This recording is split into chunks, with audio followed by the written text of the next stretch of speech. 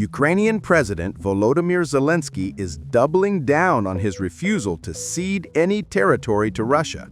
This, even as he rallies fresh European support while facing growing U.S. pressure for a compromise. Zelensky continued his push for stronger European backing.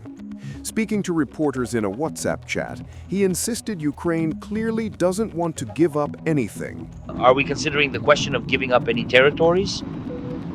We have no legal right to do so, according to Ukrainian law, our constitution, international law, and honestly, we have no moral right either. Of course, Russia insists that we give up territories. We absolutely do not want to give up anything. That's what we're fighting for. You know this perfectly well. The Americans today are looking for a compromise. I'll be frank. He said Russia is demanding territorial concessions, something he says Ukrainian law, international law, and moral responsibility simply do not allow. A day earlier, Zelensky met British Prime Minister Keir Starmer, French President Emmanuel Macron, and German Chancellor Friedrich Merz in London, as he hopes to strengthen Ukraine's negotiating position amid what officials describe as growing impatience from President Donald Trump. I think that is very important now to organize such a meeting, to meet and discuss very sensitive issues regarding to peace talks, what we had in the United States and between us, and our team came back, and I think that they will brief us after talks with the American team and after talks of Americans with Russians. I think there are a lot of what we have to discuss, to speak about certain things which are very important for today. I think unity between Europe and Ukraine, and also unity between Europe, Ukraine, and the United States. There are some things which we can't manage without Americans, things which we can't manage without Europe. And that's why we need to make some important decisions. U.S. and Ukrainian negotiators wrapped up 3 days of talks on Saturday, aimed at bridging differences over Washington's peace proposal. A major sticking point is the suggestion that Kiev give up the Donbas region, which Russia illegally occupies but does not fully control, a proposal staunchly opposed by Ukraine and its European partners.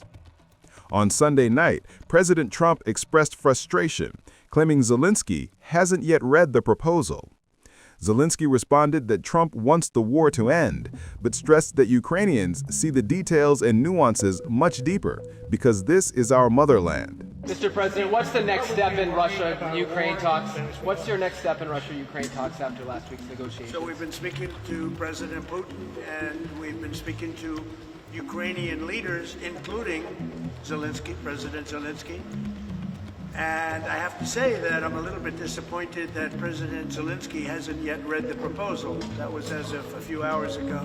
His people love it, but he hasn't. Russia's fine with it. Russia, I guess, would rather have the whole country when you think of it. But Russia is, I believe, fine with it, but I'm not sure that Zelensky's fine with it. His people love it, but he hasn't read it. So someday you'll explain that one to me, Jeff. I don't have an explanation, sir. He also revealed that the U.S. plan has been revised from 28 to 20 points, saying some obvious anti-Ukrainian points were removed. Meanwhile, Europe is standing firm behind Kiev. Starmer called the peace push a critical stage, stressing the need for a just and lasting ceasefire. Merz said he was skeptical about aspects of the U.S. plan, warning that the coming days could be decisive. European leaders are demanding solid security guarantees from both Europe and the United States to prevent future Russian aggression, guarantees President Trump has not publicly committed to. Zelensky and his allies continue to accuse Vladimir Putin of deliberately stalling negotiations, while Russian forces make slow but steady gains and intensify missile and drone attacks on Ukrainian infrastructure. The nuance that we see in the new concept is without a doubt appealing to us.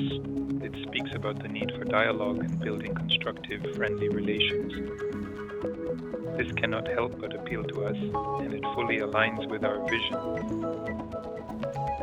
And we we understand that once those irritants are removed, which currently and actively exist in the bilateral sphere, thereby truly opening up the significant prospect for us, let's say, to genuinely and completely restore our diplomatic relations and effectively bring them out of a rather profoundly deep and challenging state of crisis. Meanwhile, Russian troops captured Ukraine's Chervonoye in Donetsk and Novodanilovka in Zaporizhia. Russia's Zapad group improved frontline positions and targeted encircled Ukrainian units near Oskol. Centra Group soldiers from the 1435th Assault Regiment also reported capturing Ukrainian settlement Rovnoye. The Russian Defense Ministry confirmed continued advances across multiple sectors of the front.